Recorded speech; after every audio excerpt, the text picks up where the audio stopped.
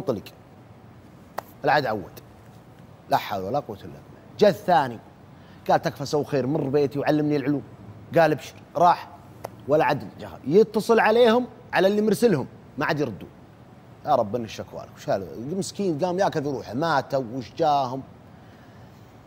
يوم جاء ذاك اليوم الامهم مبروك ويدخل عليه واحد من عيال عمه وجهه اسود ومعه عياله الثلاثه عيال الرجال المريض ذا. يوم شافه على وجهه ما ينبئ بخير. قال عسى ما خلاف وش العلم. قال لا قال زوجتي حيه واخوي. قال يحييك. قال وعيالي وراك جبتهم. قال وش اسوي وين ويش ما عاد عرف يحكي. قال اسالك بالله انت علمني وش العلم. قال العلم اخوك تزوج زوجتك. هذا والله العلم الاقشر. قال ها